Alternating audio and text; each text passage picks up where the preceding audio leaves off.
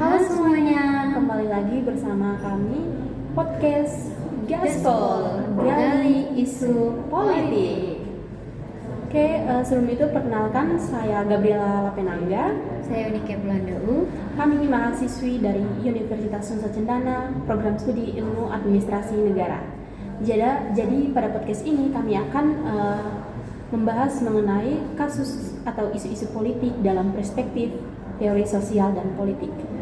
Untuk itu, teman-teman selamat nonton. Oke, jadi yang pertama yaitu teori pertukaran sosial.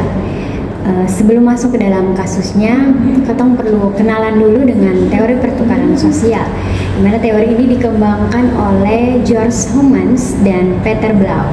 Nah, secara sederhana, teori ini menjelaskan bahwa hubungan sosial terbentuk karena adanya pertukaran manfaat antara individu maupun kelompok. Ya, betul sekali yang tadi Keke omong. Jadi di ini teori pertukaran sosial ini kita ambil kasus politik uang dalam pemilu. Nah, jadi menurut ini teori ini manusia tuh cenderung melakukan tindakan tuh yang kasih dia untungan begitu, dan dia menghindari tindakan yang merugikan dia punya pribadi. Karena banyak hubungan sosial tuh dipertahankan karena masing-masing pihak merasa memperoleh manfaat begitu. Nah, kalau dikaitkan dengan politik Indonesia, salah satu fenomena yang menarik adalah politik uang dalam pemilu. Ya. Ri, lu pernah dengar orang bilang begini, yang penting ambil uangnya, urusan pilih siapa nanti belakangan. Sumpah, kayak mau pemilu tuh dia paling sering dengar itu bahasa. Bahkan kayak menjelang pemilu tuh isu politik uang tuh paling selalu muncul. Kayak ada yang bagi sembako, biasa beras 5 kilo, minyak goreng, uang tunai, bahkan bantuan tertentu untuk menarik simpati dari masyarakat. Nah, kalau dilihat dari teori pertukaran sosial, ini fenomena sebenarnya cukup menarik. Karena ini teori menjelaskan bahwa hubungan sosial sering terjadi karena adanya pertukaran keuntungan. Betul sekali, kayak jadi artinya kandidat yang kasih sesuatu di masyarakat, dia berharap untuk mendapatkan balasan berupa suara saat pemilu. Nah, makanya yang menarik ini, kedua pihak sering merasa sama-sama untung. Kemudian masyarakat dapat bantuan, tapi kandidat itu tetap mendapat dukungan. Iya sih, tapi pertanyaannya kalau sama-sama untung, kenapa praktiknya dianggap bermasalah? Nah, karena itu keuntungan yang diterima masyarakat ini hanya sesaat. Sedangkan dampaknya bisa berlangsung selama 5 tahun ketika itu pemimpin yang terpilih ternyata sedang bekerja dengan baik. Iya, karena kayak sering kayak dong kasih sembako, kayak pengorbanan kasih ini itu, tapi kayak saat pemilu nih masyarakat pilih lain begitu, karena kayak dong pilih juga, tapi kayak dong merasa kayak katong pilih juga kayak dia sudah menjalankan dia punya visi misi juga, kayak percuma lah. Maka itu yang sekarang ini kita alami dan terjadi di ketemu lingkungan sekitar. Betul. Oke guys, yang berikut itu teori pilihan rasional. Nah, di sini kami mengambil kasus Gen Z dan TikTok politik. Nah, sebelum kita masuk ke teori pilihan rasional atau rational choice theory, teori ini banyak dikembangkan oleh James Coleman. Jadi teori ini beranggapan bahwa manusia merupakan aktor rasional yang mampu mempertimbangkan berbagai pilihan sebelum mengambil keputusan. Nah, asumsi dasarnya adalah setiap individu memiliki tujuan tertentu dan akan memilih tindakan yang dianggap paling menguntungkan bagi dirinya sendiri. Karena itu, keputusan sosial maupun politik sering dipahami sebagai hasil perhitungan manfaat dan biaya. Ya, salah satu contohnya yang menarik adalah perilaku Gen Z dalam menentukan pilihan politik melalui media sosial. Kayak apa nih? Sekarang kalau mau kenal calon pemimpin, orang baca visi misi atau lihat TikTok. Nah, kalau netizen sekarang nih lihat TikTok dulu baru cari tahu di visi misi. Itu pun kalau sempat. Ya, kalau sempat. Agak lucu sih.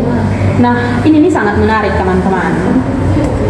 Jadi teori pilihan rasional ini mengatakan bahwa manusia akan memilih tindakan yang dianggap paling menguntungkan. Jadi kayak yang dianggap rugi ya dia tidak akan pilih. Iya, dan dalam ini pemilu nih, memilih biasanya mencari informasi sebelum dong tentukan ujung begini. Yaps.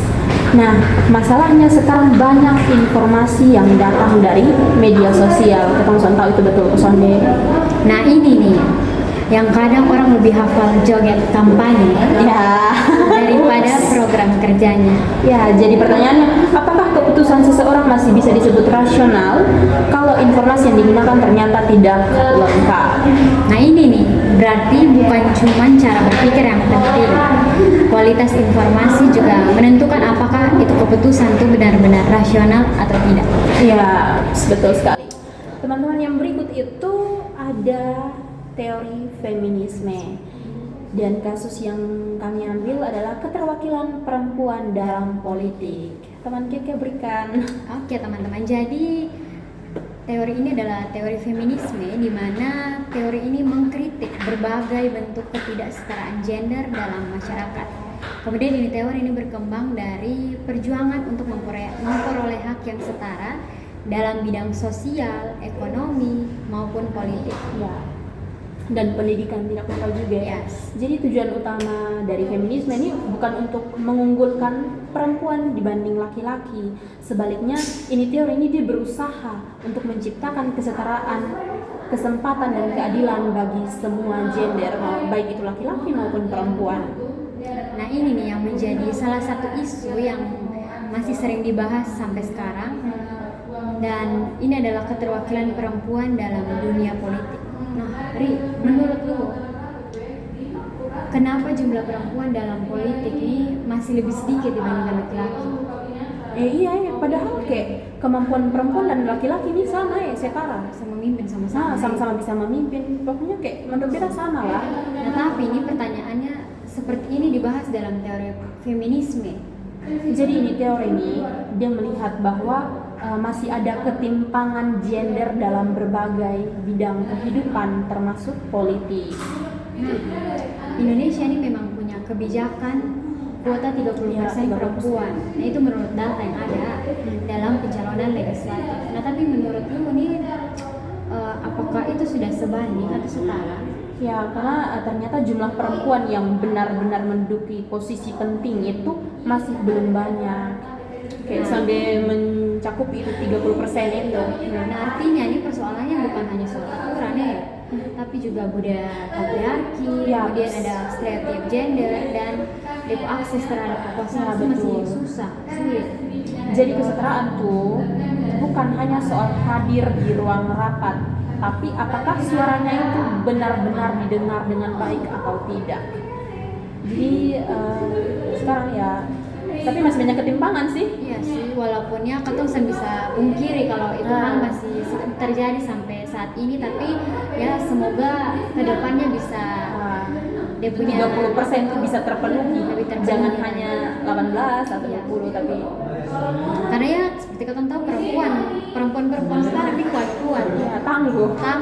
dan dong tuh punya kelebihan yang mungkin orang lain pikirnya kayak ais perempuan Perempuan ini dia bisa apa? Iya. Dia bisa pimpin katong, dia bisa atur katong. padahal nih perempuan juga punya kemampuan, iya. punya kualitas juga. Perempuan juga berkualitas. Itu poin plus loh. Iya. Kata perempuan tangguh ini. Oke teman-teman, selanjutnya teori kritis. Jadi kasus yang kami ambil adalah hoax dan disinformasi politik. Nah sekarang kita masuk di teori kritis dan teori kritis. Jadi teori ini dia berkembang dari pemikiran para tokoh seperti Mazhab Frankfurt, seperti Max Horkheimer, ya, Theodor Adorno, Herbert Marcuse, dan kemudian dikembangkan lebih lanjut oleh Jürgen Habermas.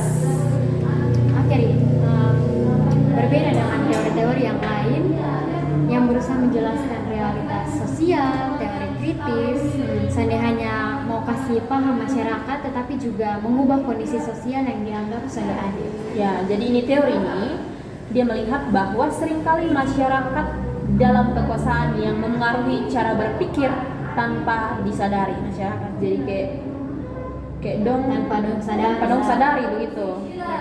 Nah, jadi salah satu fenomena yang sangat relevan nih adalah hoax dan disinformasi politik di media sosial. Nah ini kan yang sering kali terjadi. Ya, sangat. Kayak lu sadar kosan deh kalau sekarang hoax lebih cepat menyebar daripada klarifikasi. Ini sangat-sangat nyata. Sangat nyata Dan terjadi. Dan pastinya sadar ya, kadang berita palsu pagi-pagi viral, sore baru ada klarifikasi. Ketemu baru bangun belum sikat gigi. Ada klarifikasi, terus besoknya orang selupa dia punya klarifikasi. Betul. Jadi kayak sepintas lalu Nah itu tuh yang menarik dalam teori kritis. Jadi teori ini ajak ketong untuk mempertanyakan siapa yang mengendalikan informasi dan siapa yang diuntungkan atau dirugikan. Nah itu, karena informasi bukan cuma soal fakta, tapi juga soal kekuasaan. Ya, kekuasaan. Ya. Apalagi sekarang nih media sosial nih punya banyak algoritma yang menentukan informasi apa yang paling sering muncul. Ya itu dia. Kayak kadang kayak ada viral-viralnya, kayak ketong cari juga kayak dia muncul. Tiba-tiba dia muncul di pencarian tuh paling banyak. Dan ketika ketong lanjut lihat itu pasti dia akan muncul terus. Ini itu akan ditanamkan dalam ketong pikiran juga. Akhirnya orang cuma lihat informasi yang sesuai dengan keyakinannya sendiri. Dan ketika itu terjadi tuh masyarakat makin sulit melihat persoalan secara objektif karena dong soalnya melihat klarifikasi yang ada, tapi itu apa yang muncul di itu hoax tuh yang muncul beranda dong lihat terus dong sonde kaji baik-baik. Jadi dong klarifikasi. Jadi dong yakini itu. Jadi ya gitulah. Guys, selanjutnya itu ada teori demokrasi. Nah, kasus yang ketong ame ini demonstrasi mahasiswa. Oke. Selanjutnya ketong akan masuk ke teori demokrasi. Nah, secara sederhana demokrasi ini berasal dari kata Yunani yaitu demos yang berarti rakyat dan kratos yang berarti kekuasaan. Artinya kekuasaan berada di tangan rakyat. Nah, namun demokrasi tidak hanya berarti memilih pemimpin melalui pemilu, tetapi demokrasi juga mencakup kebebasan berpendapat, partisipasi masyarakat, perlindungan hak warga negara, dan akuntabilitas pemerintah. Nah, dalam demokrasi modern, masyarakat bukan hanya berperan sebagai pemilih, tapi dong juga sebagai pengawas jalannya pemerintahan. Ya, betul sekali. Jadi, salah satu bentuk partisipasi politik yang sering kita lihat adalah demonstrasi mahasiswa. Paling seringnya ini kan sering terjadi tuh. Nah, misalnya kayak ada demo, mahasiswa biasanya komentar. Tapi netizen tuh lebih banyak kayak menjudge di kolom komentar, begini. Nah, menurut lu tuh kemana? Ya pasti ada yang bilang ya, kok Bosong nih kuliah, kok demo sih? Bosong nih sebenarnya niat apa sih? Nah itu tuh manusia free rider semua. Kayak demo nanti dan dapat depu imbas justru. Iya. Padahal ini demonstrasi itu bagian dari demokrasi juga, dimana kayak para mahasiswa dia dong mewakili orang-orang yang aspirasi orang-orang yang bungkam untuk mewakili itu. Dan itu sebenarnya harus ketong hargai. Iya, betul. Ketong harusnya bersyukur dengan adanya dong. Iya loh. Betul, karena demokrasi ini bukan cuma datang ke TPS lalu pilih pemimpin. Iya, tapi ini juga memberi ruang kepada masyarakat untuk kayak sampaikan kritik. Kira-kira kemana? Nah, demonstrasi mahasiswa sering muncul ketika ada kebijakan yang dianggap merugikan masyarakat. Itu dia. Kayak baru kenaikan BBM tuh kayak ada musyawarah tiba-tiba BBM tiba naik. Nah itu peran mahasiswa tuh sebenarnya pentingnya di sini. Demo. Nah kemudian pertanyaannya tuh kenapa mahasiswa harus turun ke jalan? Kenapa soalnya cukup lewat dari jalur formal menurut beta sih bisa jadi karena dong merasa dong aspirasi itu belum didengar. Karena kayak lu mau lewat jalur formal, kayak nanti sepintas lalu kayak dengarnya begitu sih. Jadi ya keputusan apa ya turun langsung. Dan itu yang sering kali terjadi. Artinya di sini demonstrasi itu bisa jadi tanda kalau masyarakat tuh ingin terlibat lebih jauh di dalam proses pengambilan keputusan. Karena ya seperti yang sering kali terjadi ya, biasanya kayak keputusan yang diputuskan oleh pemerintah tuh kadang-kadang kan kalau misalnya ketong terlambat update berita, tiba-tiba kok ada kebijakan ini ya kayak tiba-tiba aja. Tiba-tiba Padahal kotong kayak sonde setuju atau kurang setuju dengan itu keputusan, tapi ya namanya keputusan ada dari atas. Tapi sudah kan dari merugikan atas. kita. Iya. Makanya itulah fungsinya demonstrasi. Demonstrasi itu penting. Makanya kotong son boleh kayak anggap Jangan jadi manusia free rider, iya. please. Katong kayak dong nih kenapa pi demo nah itu tujuannya tuh itu, dan ketong juga akan Kan nanti dampaknya bosan jurasa. iya ketong ngerasa nah itu dia. Oke guys, seperti itu saja ya. Kita lanjut ke studi kasus interrogatif. Di sini kami mengambil program yang saat ini sedang hype, yaitu MBG. MBG Mas Bahil Ganteng. Jadi pada ini bagian terakhir nih Ketong akan mencoba melihat satu fenomena sosial politik menggunakan seluruh teori yang sudah kami pelajari ya pada semester 2 ini. Kasus yang dipilih itu program MBG, makan bergizi gratis. Nah ini program sebenarnya menarik Ya. karena bisa dianalisis dari berbagai perspektif teori sekaligus, mulai dari pertukaran sosial, pilihan rasional, feminisme, teori kritis, sampai dengan demokrasi. Nah, dengan ini cara nih Ketong bisa lihat bahwa satu kebijakan publik tidak pernah memiliki satu sudut pandang saja. Ya betul sih. Tetapi dapat dipahami dari berbagai perspektif yang berbeda-beda seperti yang tadi disebutkan teman kita. Jadi sekarang nih Katong coba pakai semua teori yang tadi untuk melihat satu kebijakan yang lagi hype atau lagi ramai dibahas, sedang menjadi trending topik saat ini Di ya. mana-mana. Oke, jadi MBG. seperti yang kita tahu tentang MBG ini, dari teori pertukaran sosial, masyarakat memperoleh manfaat berupa makanan bergizi gratis, sementara pemerintah memperoleh kepercayaan publik. Ya, jadi ini dari teori pilihan rasional. Tadi kan pertukaran sosial ya. Sekarang pilihan rasional ini juga berkaitan dengan peran Dari investasi. Oh ya, program ini bisa dilihat sebagai investasi jangka panjang ya untuk meningkatkan kualitas sumber daya manusia. Nah itu dia.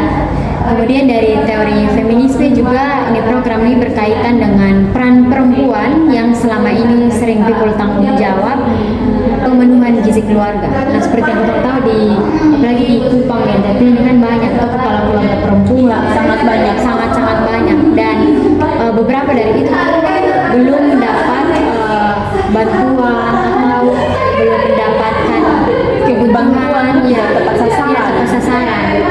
Maka itu seperti kita lihat mungkin di ketemu tetangga atau ketemu sekitar tuh banyak sekali yang mungkin mengeluhkan ini itu karena itu pemerataannya tuh belum sampai ke doang. Jadi sedangkan dari teori kritis Ketong perlu bertanya, apakah anggarannya transparan dan tepat sasaran atau tidak? Yes. Dan dari ini demokrasi Dan sudah kita sambil bahas itu rahasia negara. yes, ketong keep sampai situ ya. Pokoknya kita bahas inti-inti saja. Oke, dari demokrasi, masyarakat tuh berhak mengawasi pelaksanaan program karena menggunakan uang negara. Yes. Jadi satu kebijakan ternyata bisa dilihat dari banyak perspektif yang berbeda. Jadi kalau kayak ada kebijakan dari pemerintah, teman-teman tidak boleh lihat hanya dari satu kacamata saja, tetapi dari berbagai perspektif atau berbagai kacamata sosial dan politik, supaya kayak teman-teman tidak langsung judge. Iya. Kenapa dia begitu? Kenapa ini begini? Karena kan seringkali ini ketong punya pemikiran nih, kita lihat dari satu sudut pandang, kita langsung ke judge, kok kenapa udah begitu? Nah itu tuh sebenarnya saya boleh ketong tanamkan itu ya teman-teman. Itu kenapa tujuan dari ketong belajar teori sosial dan politik. Itu bukan hanya ketong menghafal teori, tapi ketong memahami juga kenapa fenomena sosial dan politik ini bisa terjadi di ketong punya kehidupan sehari-hari. Ya, seperti itu teman-teman. Jadi terima kasih. Sekarang refleksi dari teman Keke bagaimana? Oke, jadi ini refleksi dari Beta itu adalah setelah mengikuti ini perkuliahan teori sosial dan politik, Beta menyadari bahwa setiap fenomena sosial itu memiliki banyak dimensi. sana dapat dipahami secara sederhana, tetapi di mata kuliah membantu beta untuk melihat bahwa kebijakan publik itu, kemudian adanya perilaku masyarakat dan berbagai persoalan sosial selalu dipengaruhi oleh struktur sosial. Kemudian adanya kekuasaan dan kepentingan tertentu. Di sini beta menyadari bahwa kedepannya itu beta bisa lebih berpikir kritis dan bisa lebih paham akan realitas yang terjadi di sekitar, di lingkungan, entah di sadara atau punya lingkungan sekitarnya. Kalau dari Rida kemana? Kalau menurut beta mata kuliah teori sosial dan politik ini kayak kasih beta pengalaman belajar yang sangat-sangat berharga menurut beta sih. Karena kayak beta belajar bahwa teori ini bukan hanya sekedar konsep yang kayak harus ketong hafal untuk ujian kayak untuk UTS, UAS, tetapi kayak ini nih jadi alat analisis buat bantu beta untuk memahami dunia secara lebih mendalam. Kayak tadi ketong bilang, lihat satu masalah tuh tidak hanya dari satu perspektif, satu sudut pandang, tetapi dari berbagai sudut pandang supaya kita tidak langsung judge saja begitu. Jadi dari berbagai teori yang sudah beta belajar selama satu semester ini, beta jadi lebih terbuka, lebih paham terhadap berbagai sudut pandang dalam melihat masalah sosial dan politik yang selalu terjadi di sekitar kita. Jadi memang ini teori sosial dan politik ini kan awal-awal masuk nih kan rasa sangat bikin pusing. Iya, baru kan yang namanya teori sosial, yang namanya teori ketemu itu dia punya pembahasan tuh banyak dan dia punya apa tuh sangat-sangat luas. Iya, bukan hanya itu sah. Iya, betul. Dan dia tuh teori sosial dan politik nih dia punya jawaban nih sana pasti. Iya. Sana Harus pasti. logika. Lu harus pakai logika, lu harus bermain logika. Jadi dia tuh sana kayak matematika yang dia jawaban tuh pasti. Iya. Tapi dia punya jangkauan. Bukan 1 tambah 1 2, tetapi 1 tambah 1 bisa 4, 1 tambah 1 bisa 10, bisa 100 ya, mungkin. Dan jawaban itu tidak pernah pasti. Kayak dia. Iya, sama kayak dia. Son pernah kasih kepastian. Aduh, Ups, curhat. pengalaman ini. Aduh. Oke guys. Terima kasih. Oke, jadi kata mau ucapkan terima kasih untuk teman-teman yang sudah ikut ini podcast dari awal sampai akhir. Dan Semoga dari ketemu podcast ini dapat kasih teman-teman pemahaman bahwa teori sosial dan politik itu bukan hanya milik ruang kelas, bukan hanya milik kami anak kuliah, bukan hanya belajar untuk belajar di kelas, tapi juga hadir dalam kehidupan sehari-hari kita sehari-hari. Semoga dapat menjadi manfaat, pedoman dan bahan edukasi buat teman-teman yang lain mungkin. Oke, mungkin hanya itu saja. Oke deh, jadi itu saja Beta Keke, Beta Rida. Sampai jumpa di podcast selanjutnya.